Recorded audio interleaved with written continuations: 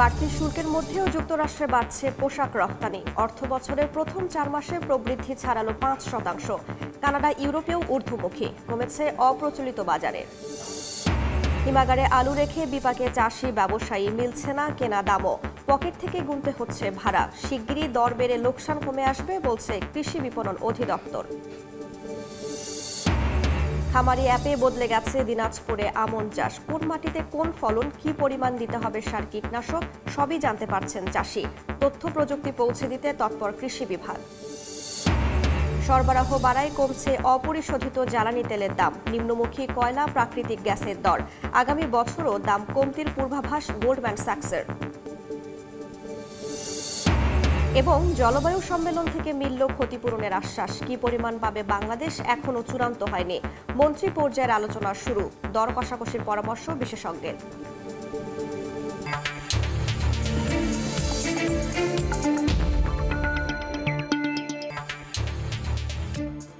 দেখছিলেন শিরোনাম। আমন্ত্রণ জানাচ্ছি দেশ ও দেশের বাইরের অর্থ বাণিজ্যের নানা খবর নিয়ে আমাদের নিয়মিত আয়োজন এ সময়ের বাণিজ্যে। আপনাদের সঙ্গে আছি আমি রাইসা জান্নাত। শুল্ক যুদ্ধের মধ্যেই চলতি অর্থ বছরের প্রথম 4 মাসে মার্কিন বাজারে 5.14% বেড়েছে বাংলাদেশের তৈরি পোশাকের রপ্তানি। এ সময়ে প্রায় 3% প্রবৃদ্ধির দেখা মিলেছে তৃতীয় শীর্ষ রপ্তানি গন্তব্য যুক্তরাজ্যে।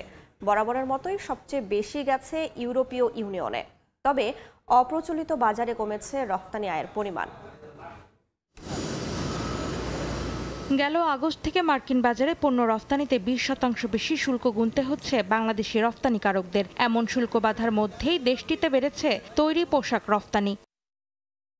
রফতানি উন্নয়ন ব্যুরো ইপিবির দেশভিত্তিক রফতানি আয়ের পরিসংখ্যানে দেখা যাচ্ছে, গেল জুলাই থেকে অক্টোবর পর্যন্ত বাংলাদেশ থেকে প্রায় $259 কোটি তৈরি পোশাক গেছে যুক্তরাষ্ট্রে। হিসাব বলছে গত বছরের একই সময়ের তুলনায় যা বেড়েছে 5.14%। এ সময় বাংলাদেশি পণ্যের শীর্ষ রফতানি বাজার ইউরোপীয় ইউনিয়নে $625 কোটি 72 লাখ মূল্যের পোশাক বিক্রি করেছেন উদ্যোক্তারা। মোট রফতানির 48% বেশি এই বাজারে গেলেও প্রবৃদ্ধি হয়েছে মাত্র 0.46%। যুক্তরাজ্যে রফতানি হয়েছে $153 কোটি 39 লাখ পোশাক, যা মোট রফতানির 11.81%, আর প্রবৃদ্ধি হয়েছে 2.72%।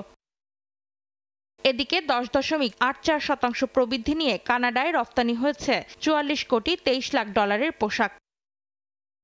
তবে অপ্রচলিত বাজারে কমেছে রফতানি। গেল বছরের একই সময়ের তুলনায় 2.69% কমে 15টি দেশে রফতানি হয়েছে $216 কোটি 99 লাখ তৈরি পোশাক।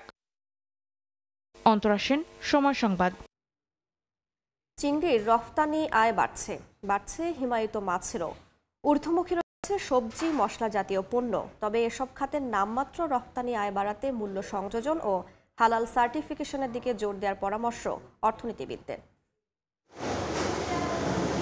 ছোট পরিসরে হলেও বাংলাদেশের রফতানি আয়ে ভূমিকা রেখে চলেছে চিংড়ি। চলতি অর্থ বছরের প্রথম 3 মাস অর্থাৎ জুলাই থেকে সেপ্টেম্বর সময়ে ঊর্ধ্বমুখী ছিল চিংড়ির রফতানি, যদিও অক্টোবরে রফতানি 13.63% কমে যায়। তবে বছর ব্যবধানে অর্থ বছরের প্রথম 4 মাসে 9.96% বেড়ে চিংড়ি রফতানি আয় ঠেকেছে $12 কোটি 16 লাখ। একইভাবে অর্থ বছরের প্রথম 3 মাসে রফতানি বাড়ে হিমায়িত মাছেরও। অক্টোবরে রফতানি 21.63% কমলেও বছর ব্যবধানে অর্থ বছরের প্রথম 4 মাসে 11.31% বেড়ে হয়েছে $2 কোটি 53 লাখ। এমন প্রেক্ষাপটে মূল্য সংযোজনের পাশাপাশি মাছ প্রক্রিয়াজাত করে হালাল সার্টিফিকেশনের উপর জোর দিচ্ছেন অর্থনীতিবিদরা। আমরা যদি মাছ প্রক্রিয়াজাত করে আমরা নতুন নতুন ধরনের খাদ্যপণ্য আসলে তৈরি করি, তাহলে সেক্ষেত্রে রপ্তানির সুযোগ বাড়বে। মাছের সঙ্গে যে হালাল ফুডের যে সমস্ত সার্টিফিকেশন, সেটাকে ইনশিওর করতে হবে। হাই গ্রেডের প্রোডাক্ট, ভ্যালু এডেড প্রোডাক্ট যখন আমরা তৈরি করব, তখন যেন এটা নিশ্চিত করি যে এটার হালাল সার্টিফিকেশন আছে। খাদ্যের জন্য এই সার্টিফিকেশনটা খুব ইম্পর্টেন্ট। তো সেই জায়গাতে আমরা যেন একটু কাজ করি। চলতি অর্থ বছরের জুলাই থেকে অক্টোবর সময়ে ধারাবাহিকভাবে বেড়েছে সবজি রফতানি। অর্থ বছরের প্রথম 4 মাসে 47.19% বেড়ে রফতানি আয় ঠেকেছে $2 কোটি 17 লাখ। জুলাই আগস্টে মশলা রফতানি কমলেও সেপ্টেম্বর অক্টোবর এই 2 মাসে বেড়েছে। অবশ্য বছর ব্যবধানে অর্থ বছরের প্রথম 4 মাসে 6.01% বেড়ে মশলা রফতানি আয়ের পরিমাণ দাঁড়িয়েছে $1 কোটি 93 লাখ। ইয়ানুর শিফাত, সময় সংবাদ, ঢাকা। দর্শক, আমরা প্রতিবেদন দেখলাম রপ্তানি বাজারে প্রতিযোগিতা সক্ষমতা, একক পণ্য নির্ভরতা, বন্দর সুবিধা এসব বিষয়ে আলোচনার জন্য আমাদের সঙ্গে ভার্চুয়ালি যুক্ত হয়েছেন তৈরি পোশাক রপ্তানিকারকদের সংগঠন বিজিএমই এর পরিচালক রাকিবুল আলম চৌধুরী। জনাব রাকিবুল আলম চৌধুরী, আপনাকে এ সময়ের বাণিজ্যে স্বাগত জানাচ্ছি। আমরা দুটি প্রতিবেদন দেখলাম। শুরুতেই যে বিষয়টি আপনার কাছে জানতে চাই সেটি হচ্ছে যে অপ্রচলিত বাজারে যে রপ্তানি আয় কমেছে সেটি কেন কমছে, আপনারা কি মনে করছেন? ধন্যবাদ আপনাকে। আসলে আপনারা লক্ষ্য করবেন, আপনার গত 2-3 বছর ধরে যে ইউক্রেন রাশিয়া যুদ্ধের পরে আমরা কিন্তু ওই অনেক এক্সপোর্ট কিন্তু আমরা অপ্রচলিত মার্কেটটা কমে গেছে, কারণ ওখানে প্রায় আমরা 1 বিলিয়নের মতো আমরা এক্সপোর্ট করতাম। এবং গত 6 মাসে যে ট্রাম্প ট্যারিফের কারণে আমরা যেটা জাপান সাইডেও যেটা এক্সপোর্ট করতাম, ওখানে কিন্তু আপনার ইন্ডিয়ার যে 50% ট্যারিফ দেওয়ার কারণে ইউএস মার্কেটটা কিন্তু ইন্ডিয়াতে এক্সপোর্টটা কমেছে। সেক্ষেত্রে ইন্ডিয়াও এখন বিকল্প মার্কেট হিসেবে কিন্তু ওরা এখন আমাদের যে অপ্রচলিত মার্কেটগুলো ছিল ওখানে কিন্তু ওরা এক্সপোর্টটা বাড়িয়ে দিয়েছে, যার দরুন আমরা কিন্তু এখন ওই সাইডটা কিন্তু এখন অনেকাংশে কমে যাচ্ছে আমাদের এক্সপোর্টটা। কারণ আমরা মনে করি এখন আমাদের যদি এই মার্কেটটা টিকতে হয় তাহলে আবার আমাদেরকে আরো অন্যান্য নতুন মার্কেট, আপনার মিডল ইস্টের দিকে, এশিয়ার যে অন্যান্য কান্ট্রিগুলো আছে, আপনার দুবাই, সৌদি আরবের এইসব কান্ট্রিগুলোতে কিন্তু আমাদের এক্সপোর্টটা বাড়াতে হবে। সেক্ষেত্রে আমাদের গভর্নমেন্টের কিছু সাপোর্টের প্রয়োজন, যেগুলোতে আমাদের এখানে ব্যাংকিং ফ্যাসিলিটি থেকে শুরু করে এবং নতুন মার্কেটে যেসব ফ্যাসিলিটিগুলো আমাদের দেওয়া দরকার, এগুলো কিন্তু সরকারের পক্ষ থেকে আমাদের কাছে এগিয়ে আসতে হবে মনে করি আমরা। আপনারা তো দীর্ঘদিন ধরেই যুক্তরাজ্য, অস্ট্রেলিয়ার মতো বাজারে কাজ করছেন। এই যে হোঁচটটা খাওয়া হচ্ছে, এটা কি আপনাদেরকে পিছিয়ে দেবে? এমন একটা সময় এই ঘটনাগুলো ঘটছে যখন আমরা দেখতে পাচ্ছি যে যুক্তরাষ্ট্রের যে শুল্কর আগ্রাসন, একের পর এক দেশে যে শুল্ক আরোপ করে চলেছে, আপনার কাছে কি মনে হয়? অবশ্যই আমরা যখন একটা জিনিস দেখবেন, আপনার এই যে ব্যবসার এগুলো একটা প্রতিবন্ধকতা, এই প্রতিবন্ধকতাগুলো যখন হঠাৎ করে পড়ে তখন কিন্তু আমাদের নতুন মার্কেট খোঁজা এত সহজ নয়, এবং এই নতুন মার্কেট খুঁজতে গেলে কিন্তু আমাদের 2-4 বছর সময় লাগে। এই সময়টা কিন্তু আমরা তখন তৎক্ষণাৎ পাওয়া যায় না। সেক্ষেত্রে আমাদের আগের মার্কেটটুকু তখন আমাদের স্লো হয়ে গেলে আমাদের এক্সপোর্টটা কমে যায়। তো সেক্ষেত্রে আমাদের কন্টিনিউয়াসলি একটা জিনিস লক্ষ্য করতে হবে, আমরা যাতে ভবিষ্যৎ কিভাবে ব্যবসাগুলো পরিচালনা করব। সেক্ষেত্রে সরকার যদি একটা টাস্ক ফোর্স গঠন করে, একটা আপনার বাইরের যে আমাদের এমবেসি গুলো আছে, এগুলো যদি আমাদের ব্যবসায়ী প্রতিনিধিদের সাথে, ব্যবসায়ী যে সংগঠনগুলো আছে এদের সাথে যদি যৌথভাবে কাজ করে, তাহলে আমাদেরকে অনেক দেশের সাথে আমরা কাজ করতে সুবিধা পাবো এবং ওই মার্কেটগুলোতে আমরা ইজি ভাবে আমরা ঢুকতে পারবো। সেক্ষেত্রে এই যে আপনি যেহেতু বাজারের কথা বললেনই, আমি একটু পশ্চিমা বাজারের দিকে যেতে চাই। সেখানে আসলে কতটা অগ্রসর হয়েছে? বেসিক্যালি আমরা যারা উদ্যোক্তা আছি, আমরা কন্টিনিউয়াসলি বিভিন্ন কান্ট্রির সাথে আমরা ব্যবসার দ্বারগুলো ওপেন করতে চাই, কিন্তু এই দ্বারগুলো কিন্তু আমরা ব্যবসায়ীদের একার পক্ষে কখনো সম্ভব না। এই ক্ষেত্রে যখন ক্রেতার দেশগুলো আমাদেরকে হেল্প করতে হবে, কারণ আপনার বহির্বিশ্বের সাথে আমরা কাজগুলো করি, কারণ আমাদের ওখানে আমাদের অন্যান্য কান্ট্রিগুলো আমাদের সাথে কম্পিটিটর হিসেবে আছে, আমরা কিন্তু লোকাল কোনো কম্পিটিটর না। ওই দেশের যে ফ্যাসিলিটি গুলো আছে এবং আমরা যে ফ্যাসিলিটি গুলো পাই, বিশেষ করে কাস্টমস, বন্ড, এনবিআর এর এগুলার এই ফ্যাসিলিটি গুলো দেখতে হবে, সাথে পোর্টের ফ্যাসিলিটি গুলো দেখতে হবে। এবং আমাদের, আপনি জানেন, আমরা অলমোস্ট 90% আমরা কিন্তু ইম্পোর্ট করি চায়না থেকে, কিন্তু এটার একটা লিড টাইম আছে, আমরা টাইম বাউন্ডের উপরে আমরা ডিপেন্ড করে থাকি। তাহলে এইগুলো যদি আমাদের যদি টাইমিং বলেন, আমাদের প্রতিবন্ধকতাগুলো যদি কমিয়ে আনতে পারি, তাহলে আমরা নতুন মার্কেটগুলো সহসাত উন্মুক্ত করতে পারি। জি, আমি একটু অন্য একটা প্রশ্নে যাই যে বন্দর জটিলতা সবসময় আপনাদের একটা বড় প্রতিবন্ধকতা থাকে। সেই বাধা দূর করতে চট্টগ্রামের লালদিয়া টার্মিনাল আর কেরানীগঞ্জের পানগাঁও বন্দরের সক্ষমতা বাড়াতে বড় দুটি চুক্তি আমরা দেখলাম গতকালকে। এর শতভাগ সুফল পেতে আপনারা আসলে কতটা আশাবাদী, আর কি কি করা দরকার? আপনি দেখবেন, একটা দেশের যদি বিজনেস হাবটা হচ্ছে মেন বন্দর কেন্দ্রিক, যদি বন্দর যদি সবসময় সচল থাকে তাহলে ব্যবসা করার জন্য অনেক দিক দিয়ে আমাদের ফ্যাসিলিটি গুলো পাওয়া যায়। আমরা কিন্তু পুরো বাংলাদেশটাই কিন্তু চট্টগ্রাম বন্দর কেন্দ্রিক।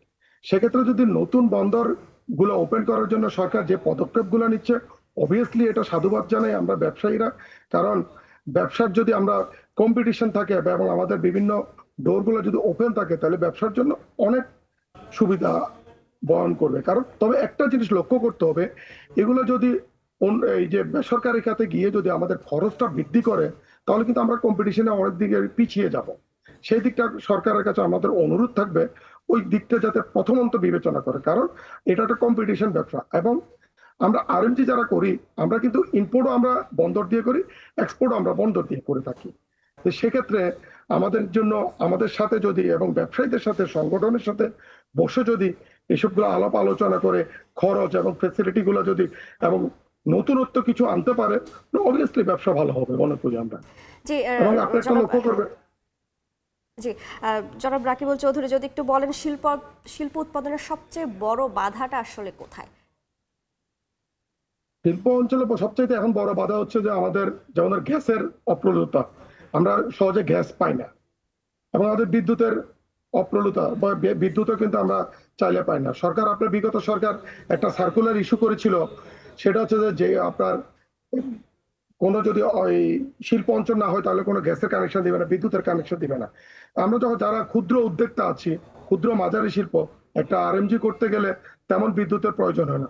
যদি এইসবগুলো যদি প্রতিবন্ধকতাগুলো দিয়ে যদি আমাদেরকে যদি উদ্যোক্তাদেরকে যদি বাধা সৃষ্টি করে, সেক্ষেত্রে কিন্তু আপনার উৎপাদন ব্যাহত হবে। তাই আমরা চাইবো সরকার একটা টাস্ক ফোর্স গঠন করুক, এবং যারা উদ্যোক্তা আছে এবং যারা ট্রেড বডি আছে সব সাথে মিলে, এনবিআর সহ মিলে যদি আমরা এই সরকারের সাথে যদি টাস্ক ফোর্সের মাধ্যমে কাজগুলো করি, তাহলে অনেকাংশে প্রতিবন্ধকতাগুলো কেটে যাবে বলে আমি মনে করি। জি আমরা তো আসলে ফাস্ট ফ্যাশনের যুগে আছি, এখানে একক পণ্য নির্ভরতা কাটাতে আপনাদের সেক্টরে পণ্য বৈচিত্র্যকরণে আপনারা আসলে কিভাবে কাজ করছেন? দেখেন, বেসিক্যালি আমাদের পণ্যটা কিন্তু আমরা বাইরের দেশে এক্সপোর্ট করি। আমরা যতটুকু বৈচিত্র্য আনতে চাই না কেন, বহির্বিশ্বে কিন্তু এর চাইতে আরো বেশি এগিয়ে আছে ওরা, এবং ওরা অনেক আমাদেরকে প্রতিনিয়ত আমাদেরকে পণ্যের বৈচিত্র্যতা দেখিয়ে থাকে, এবং আমরা অনেক সময় এগুলো নিতে পারি না অর্ডার গুলা। কারণ আমাদের যেমন ধরেন আমরা কাস্টমস রেটের জটিলতা আছে, সেটা হচ্ছে যে আপনার এইচএস কোড আমি যখন নিটের আইটেম করি, সেক্ষেত্রে বায়ার যদি চাই সেটার সাথে একটা আইটেম যোগ করে দিলে ওভেনের, সেটা আমি নিতে পারি না এই এইচএস কোডের জটিলতার কারণে। এবং এইসব জটিলতাগুলো যদি, এই যেটা আপনাকে আমি পূর্বে বলেছিলাম যে টাস্ক ফোর্স গঠন করে এইগুলোর যদি ক্ষুদ্র ক্ষুদ্র প্রবলেমগুলো যদি আমরা এক টেবিলে সমাধান করতে পারি, তাহলে কিন্তু আমরা অনেকাংশে এগিয়ে যাবো এবং আমরা ভ্যালু এডেড আইটেমগুলো করতে পারবো। এবং এই 40 বছর বিজনেসে কিন্তু আমরা অনেকাংশে এগিয়ে গিয়েছি, কিন্তু আমরা এই বাধাগুলোর কারণে কিন্তু আমরা সামনের দিকে যেটা $100 বিলিয়ন আমরা স্বপ্ন দেখছি, সেখান থেকে আমরা একটু কিছু কেন জানি পিছিয়ে পড়ছি বারবারই। যে আমরা আলোচনা শেষ করব, কিন্তু তার আগে একদম সবশেষ প্রশ্নটি আপনি করতে চাই, রফতানি বাজার সম্প্রসারণে আপনাদের পরামর্শ কি আর সরকার কি বলছে?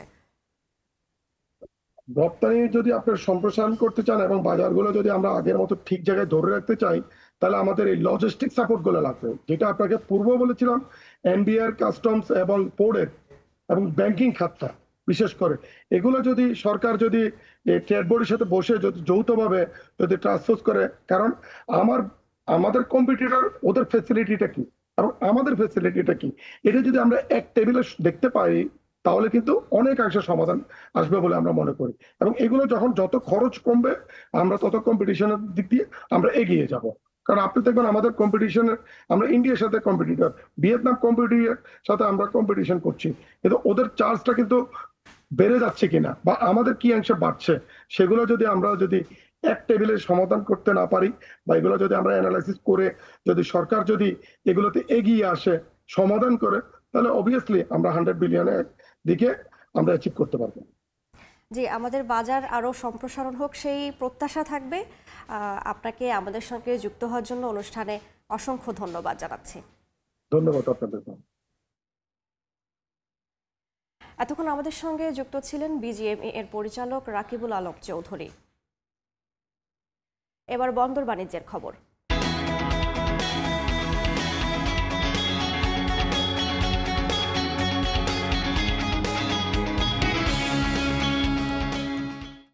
পঞ্চগড়ের বাংলাবান্ধা বন্দর দিয়ে পাথরের পাশাপাশি এখন আমদানি রফতানি হচ্ছে নিত্যপণ্য। তবে এই রুটে ভারতীয় ভিসা না পাওয়ায় বিপাকে পড়ছেন পাসপোর্টধারীরা। এ বিষয়ে বিস্তারিত জানাতে সরাসরি যুক্ত হচ্ছেন রিপোর্টার সোহাগ হায়দার, চলে যাচ্ছে তার কাছে। আমি এই মুহূর্তে আছি পঞ্চগড়ের সড়কপথের যে 4 দেশীয় স্থলবন্দর বাংলাবান্ধা এই স্থলবন্দরে। এই স্থলবন্দরটি শতভাগ পাথর আমদানির উপর নির্ভরশীল। আমি জানিয়ে রাখি যে প্রতিষ্ঠার পর থেকে এই বন্দরে কিন্তু আমরা দেখছি যে প্রচুর পরিমাণে ভারত এবং ভুটান থেকে পাথর আমদানি হয়ে আসছে। এই আমদানির কারণে আমরা দেখেছি এখানে যে কর্মযজ্ঞ সেটা কিন্তু নতুন করে আরো যুক্ত হয়েছে, কর্মযজ্ঞের সাথে যুক্ত হয়েছে রফতানি, বাংলাদেশি আলু রপ্তানির এক নতুন মাত্রা। আমি জানিয়ে রাখি যে এই স্থলবন্দরটি দীর্ঘ 28 বছর ধরে প্রতিষ্ঠার পর থেকে কিন্তু আমরা দেখে আসছি যে নানা সময় কিন্তু এই বন্দরটি নানা প্রতিবন্ধকতার শিকার হয়েছিল। সব ঘুরিয়ে কিন্তু এখন কর্মযজ্ঞ চলছে এই স্থলবন্দরে। আর এই বন্দরটিতে আমদানির পাশাপাশি কিন্তু রপ্তানির যে নতুন মাত্রা সেটা কিন্তু যোগ হয়েছে। তবে ব্যবসায়ী সংশ্লিষ্ট যারা রয়েছে আমদানি রপ্তানিকারক তারা বলছে যে অন্যান্য স্থলবন্দরে যে সকল সুযোগ সুবিধা রয়েছে সেগুলো কিন্তু এখনো পুরোপুরিভাবে এই স্থলবন্দরে গড়ে ওঠেনি, যার কারণে অনেকটা পিছিয়ে পড়েছে এই স্থলবন্দরটি। আমি জানিয়ে রাখি যে এই স্থলবন্দরটি বর্তমানে প্রায় চলতি বছরে কিন্তু শুরু থেকে কিন্তু আমরা জেনেছি যে আলু নেপালে রপ্তানির কারণে কিন্তু এখানে প্রায় 50,000 মেট্রিক টনের মতো কিন্তু আলু নেপালে রপ্তানি হয়েছে। বর্তমানে এই স্থলবন্দরটি পাথরের উপর নির্ভরশীল হলেও কিন্তু আমরা দেখছি যে নেপালে আলু রপ্তানির কারণে দ্বিতীয় অবস্থানে রয়েছে এই স্থলবন্দরটি। সব বিষয় মিলিয়ে যদি বলা যায় এই স্থলবন্দরের যে আমদানি রপ্তানি, এই আমদানি রপ্তানি কিন্তু পুরোপুরি ঘুরে ঘুরে দাঁড়িয়েছে এবং সংশ্লিষ্টরা বলছে যদি অন্যান্য বন্দরের মতো যদি সুযোগ সুবিধা দেওয়া হয় তাহলে এই বন্দরটি ঘুরে দাঁড়াবে। আমি জানিয়ে রাখি এই বন্দরে আমরা দেখেছি যে বন্দরটি শুধু পাথর আমদানির উপর একসময় নির্ভরশীল ছিল, তবে আমদানি রপ্তানি স্বাভাবিক রয়েছে এবং এর পাশাপাশি কিন্তু আলুর পাশাপাশি আমরা জেনেছি যে একসময় এখানে পাট রপ্তানি হলেও কিন্তু সেই পাট রপ্তানি বন্ধ রয়েছেন। একটি উপরের যে নির্দেশনা রয়েছে সেটি না থাকায় কিন্তু বর্তমানে পাট রপ্তানি হচ্ছে না। সব মিলিয়ে এই স্থল বন্দরে যে অবস্থা বিরাজ করছে সেটা কিন্তু কর্মযজ্ঞ চললেও কিন্তু উন্নয়নের ছোঁয়ার অভাব রয়েছে বলে আমাদের জানিয়েছে। আরেকটি বিষয় জানিয়ে রাখি যে এই স্থল বন্দরটি যেমন আমদানি রপ্তানির জন্য মূল ভূমিকা পালন করছে, তেমনি কিন্তু এই বন্দরটিতে ইমিগ্রেশন যাত্রীদের জন্য একটি গুরুত্বপূর্ণ স্থলবন্দর। তবে ভারতের ভিসা এই রুট দিয়ে না পাওয়ায় কিন্তু এখানে ইমিগ্রেশনে একটা বাধা সৃষ্টি হচ্ছে। তো সকলের দাবি যেন এই বন্দর বা এই রুট দিয়ে যেন ইমিগ্রেশনের পাসপোর্টের ভিসা দেওয়া হয়, এমনটি অনেকেই দাবি জানিয়েছেন। তো এ ছিল আমার কাছে পঞ্চগড়ের বাংলাবান্ধা স্থলবন্দর থেকে সর্বশেষ খবর। এতক্ষণ সরাসরি যুক্ত ছিলাম পঞ্চগড়ে। সপ্তাহের তৃতীয় কার্য দিবসে সূচকের ঊর্ধ্বমুখী প্রবণতায় লেনদেন চলছে ঢাকা স্টক এক্সচেঞ্জে। সবশেষ পরিস্থিতি জানাতে চলে যাচ্ছি ডিএসইর ওয়েবসাইটে।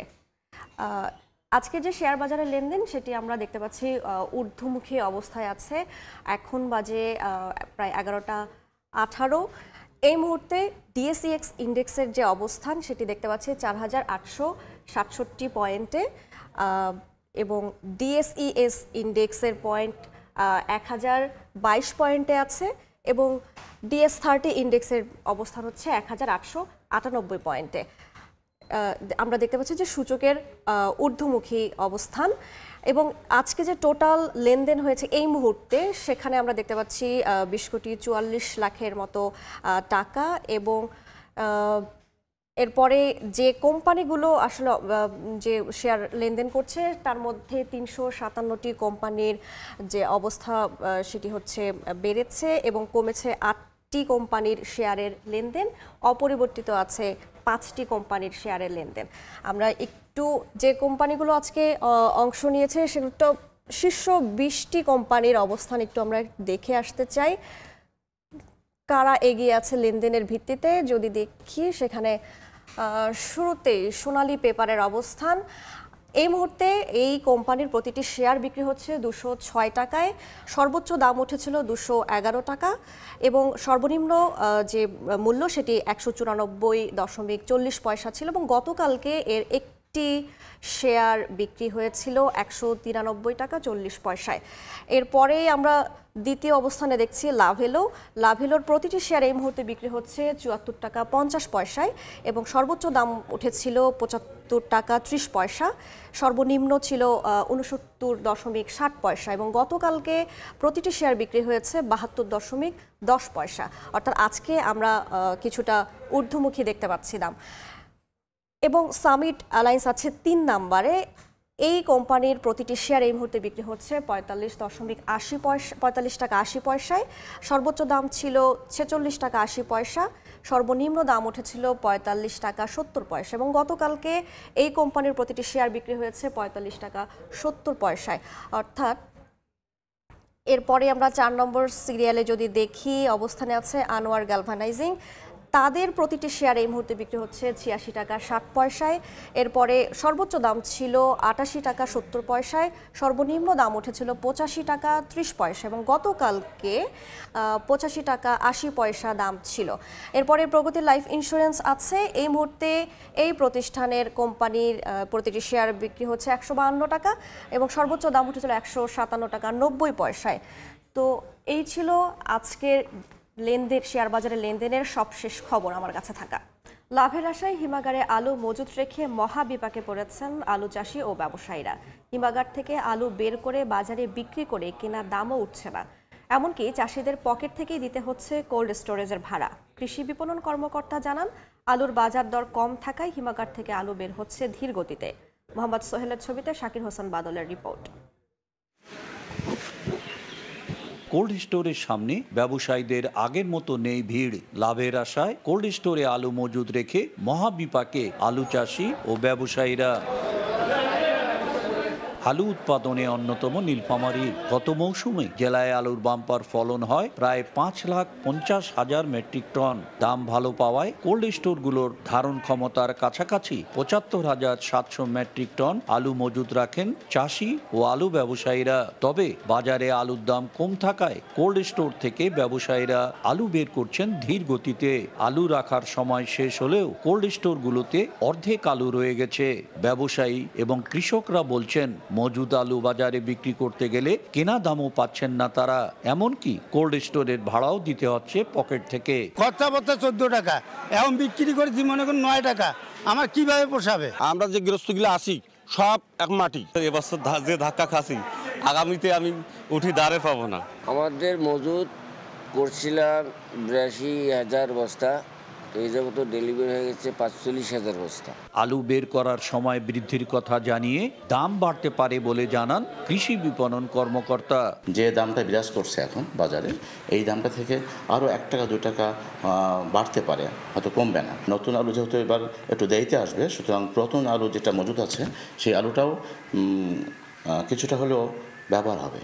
নীলফামারীর 11টি কোল্ড স্টোরে আলু মজুদ রাখার ধারণ ক্ষমতা 90,100 মেট্রিক টন। শাকির হোসেন বাদল, সময় সংবাদ, নীলফামারী। বর্ষার শেষে দেশি মাছের সরবরাহ বাড়ায় রাজশাহীর নওদাপাড়া আড়তে কমেছে চাষের মাছের চাহিদা, কমেছে দামও। বগুড়ার মহাস্থানগড় মোকামে সরবরাহ বাড়ায় কিছুটা স্বস্তি এসেছে সবজির দামে। আড়তদাররা জানান, বর্ষার পানি কমতে শুরু করায় বিভিন্ন জলাশয় থেকে প্রচুর দেশি মাছ বাজারে আসছে, ফলে রুই, কাতলা, সিলভার, পাঙ্গাস সহ চাষের মাছের ওপর চাপ কমেছে। এতে আড়তের সরবরাহ কিছুটা কমেছে আর দামও কিছুটা নেমে এসেছে।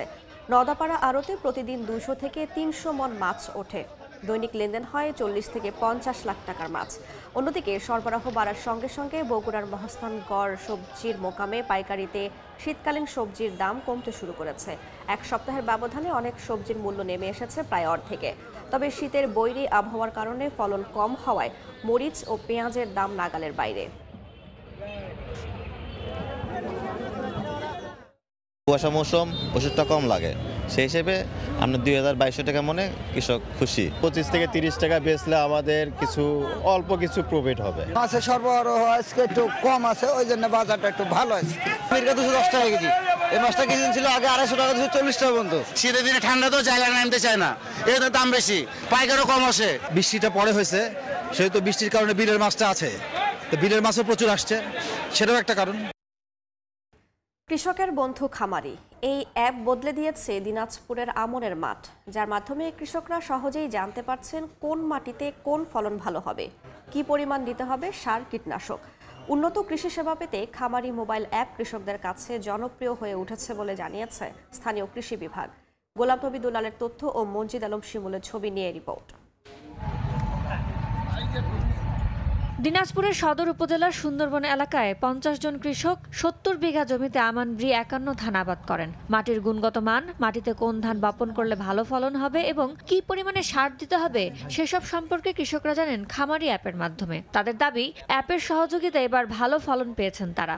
খামারি অ্যাপস ব্যবহার করার ফলে আমার সার সাশ্রয় হয়েছে এবং আর্থিক দিক থেকে লাভবান হয়েছি। কতটুকু জমিতে কতটুকু সার প্রয়োগ করতে হবে এই নির্দেশনা মেনে আমরা এই ফসল এবার আমরা অনেক ভালো পাইছি। আগে লাগতো মনে করেন 6-7টা স্প্রে, এখন আমার 2-3টাতে আমাদের কমপ্লিট। উৎপাদন খরচ কমিয়ে লাভজনক চাষাবাদের জন্য অনুমান ভিত্তিক সার কীটনাশক ব্যবহার না করে মোবাইল প্রযুক্তির ব্যবহার বাড়ানোর পরামর্শ কৃষি বিভাগের। বিঘা প্রতি তাদের উৎপাদন খরচটা কমলো, কিন্তু তার উৎপাদনটা কিন্তু ঠিকই থাকলো।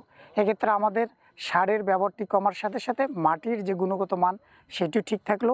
সাথে সাথে আমাদের সরকারের যে উদ্দেশ্য সারের ভর্তুকি মূল্যটা কমানো বা সারের ব্যবহারটা কমানো, সেটি কিন্তু আমরা কমাতে সক্ষম হয়েছে। খামারি মোবাইল অ্যাপসের মাধ্যমে কৃষক যাতে অনুমান ভিত্তিক তারা সার প্রয়োগ না করে, এই প্রযুক্তি ব্যবহার করে যাতে যৌক্তিক ব্যবহার করে, সেটাও কিন্তু আমরা নিশ্চিত করার চেষ্টা করেছি এবং সেটা ক্লাস্টার পদ্ধতিতে করেছি। এবং কৃষক কিন্তু নিজ মুখে স্বীকার করলো যে তার ফলন কম হচ্ছে না, কিন্তু সারের ব্যবহারটা সে কমিয়েছে। কর্মসংস্থান, খাদ্য নিরাপত্তা ও দেশের অর্থনীতিতে কৃষির অবদানকে গুরুত্ব দিয়েই উন্নত প্রযুক্তি নিয়ে কৃষকের পাশে থাকার আশ্বাস দিলেন জেলা প্রশাসক। আশা করছি যে আমাদের কৃষক ভাইরা সরকারের যে মহৎ উদ্যোগ, কৃষি মন্ত্রণালয়ের যে নানামুখী যে উদ্যোগ, সেই উদ্যোগগুলো আমরা মাঠে ছড়িয়ে দিচ্ছি। আমরা সবসময় কৃষক ভাইদের পাশে আছি। কৃষি সম্প্রসারণ অধিদপ্তরের তথ্য, মোবাইল অ্যাপ প্রযুক্তির মাধ্যমে দিনাজপুরে এবার 133 হেক্টর জমিতে ব্রি 51 ধান আবাদ করেছেন 428 জন কৃষক। ফলনও ভালো পেয়েছেন। সময় সংবাদ, দিনাজপুর। নানা সমস্যায় জর্জরিত ঠাকুরগাঁওয়ের সরকারি মুরগি প্রজনন ও উন্নয়ন খামার। প্রান্তিক খামারিদের চাহিদা পূরণ তো দূরের কথা, অব্যবস্থাপনার কারণে লক্ষ্যমাত্রা অর্জন করতে পারছে না কর্তৃপক্ষ। বিস্তারিত জিয়াউর রহমান বকুলের রিপোর্টে। প্রান্তিক খামারিদের সুবিধার্থে 1983 সালে ঠাকুরগাঁও জেলা শহরের পাশেই 3 একরের বেশি জায়গায় স্থাপন করা হয় সরকারি হাঁস মুরগি খামার। পরবর্তীতে 2021 সালে এর নাম পরিবর্তন করে রাখা হয় সরকারি মুরগি প্রজনন ও উন্নয়ন খামার।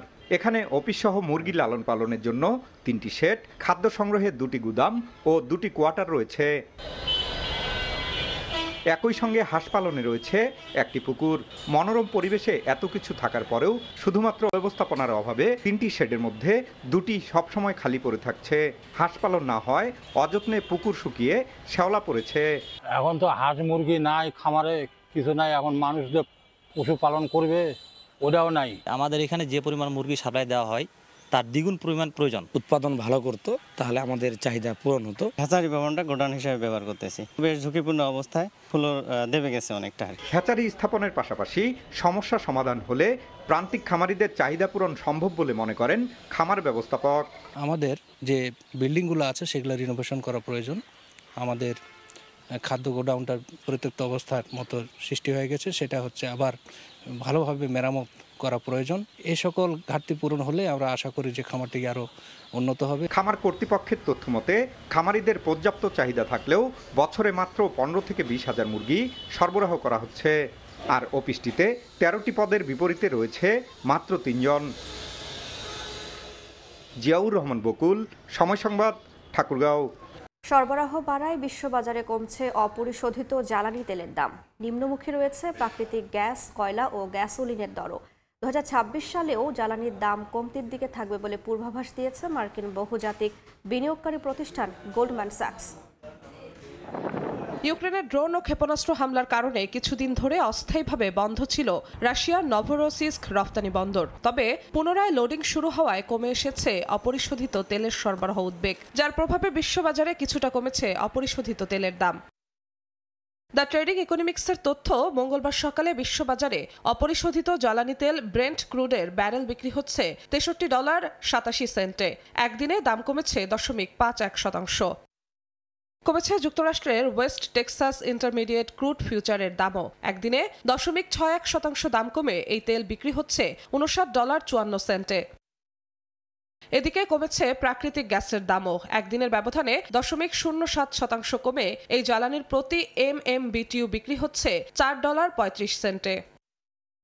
কমতির দিকে কয়লার দামও 0.36% কমে সকালে বিশ্ববাজারে প্রতি টন কয়লা বিক্রি হচ্ছে $110.02 আর 0.31% কমে সকালে গ্যাসোলিনের গ্যালন বিক্রি হয়েছে $1.97। সপ্তাহ ব্যবধানে এই জ্বালানির দাম কমেছে 4.54%। এবারের জলবায়ু সম্মেলন থেকে ক্ষতিপূরণ পাওয়ার আশ্বাস পেলেও বাংলাদেশ কি পরিমাণ ক্ষতিপূরণ পাবে সেটি চূড়ান্ত হয়নি। COP30 সম্মেলনে মৎস্য ও প্রাণী সম্পদ উপদেষ্টা ফরিদা আক্তার জানান, ক্ষয়ক্ষতি মোকাবিলার আলোচনার পাশাপাশি ক্ষতিপূরণ আদায়ে পরিকল্পনা তুলে ধরার পর শুরু হয়েছে দুদিনব্যাপী মন্ত্রী পর্যায়ের দর কষাকষি। তবে প্রযুক্তির সহ বিভিন্ন ক্ষেত্রে পিছিয়ে থাকায় প্রতিশ্রুতি ও প্রত্যাশার 10% অর্থ মিলছে না বলে জানান বিশেষজ্ঞরা। এক্ষেত্রে দর কষাকষিতে বাংলাদেশকে আরও সরব হওয়ার পরামর্শ তাদের। ব্রাজিলের বেলেম থেকে বিস্তারিত প্রসূন আশিসের রিপোর্টে।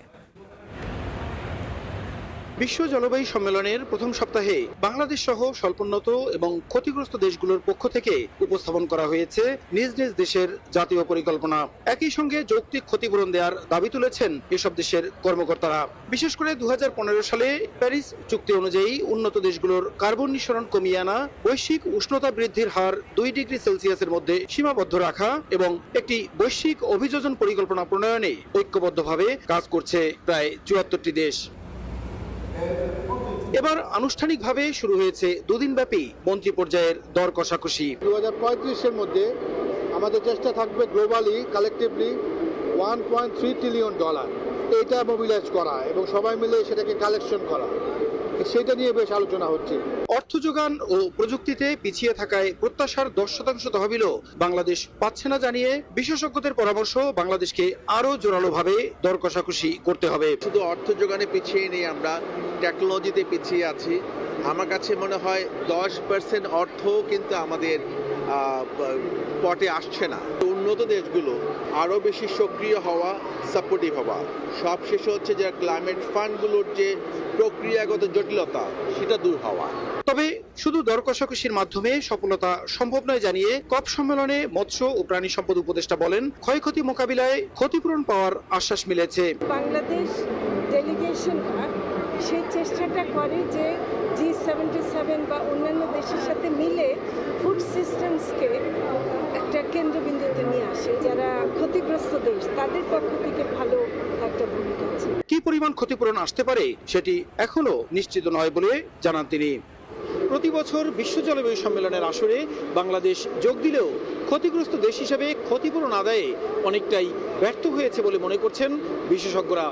তবে এবারের সম্মেলন থেকে অনেকটাই ইতিবাচক ফল আসবে বলে মনে করছেন সরকারি কর্মকর্তারা। ব্রাজিলের বেলেমে আয়োজিত কপ সম্মেলন থেকে প্রসূন আশিস, সময় সংবাদ। $38 বিলিয়ন 65টি বোয়িং 777-9 কেনার ঘোষণা দিয়েছে দুবাই ভিত্তিক বিমান সংস্থা এমিরেটস। একই সঙ্গে দুবাইতে বিমানের প্রদর্শনীর আয়োজন করল সংস্থাটি। এতে প্রথমবার মধ্যপ্রাচ্যে উড়ল চীনের নতুন যাত্রীবাহী বিমান কমেক্স C919। রঙিন ধোঁয়ায় আকাশ সাজিয়ে দুর্দান্ত অ্যারোবেটিক শো করল ফুরসান আল এমিরেটস। দর্শকদের উচ্ছ্বাস আর ভিড়ে দুবাই এয়ারশোর শুরুতেই জমে ওঠে পরিবেশ।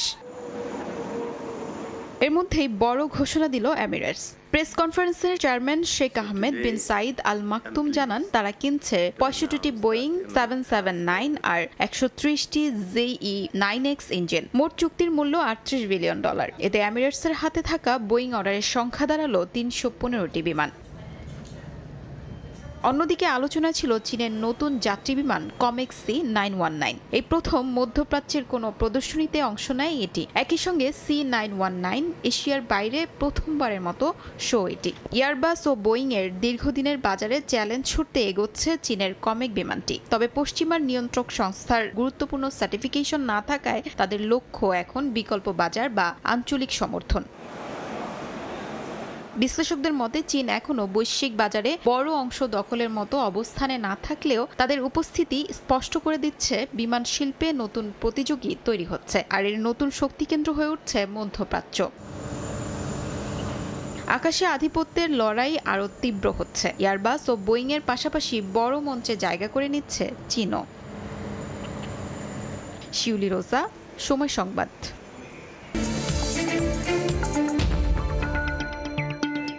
এই এই ছিল এ সময়ের বাণিজ্যে। দুপুর 12টার সময় সংবাদের সঙ্গে থাকবেন রোজা চৌধুরী। ধন্যবাদ রাইসা। দুপুর 12টার সময় সংবাদ নিয়ে আসছি কিছুক্ষণ পর, সঙ্গে থাকুন সময়।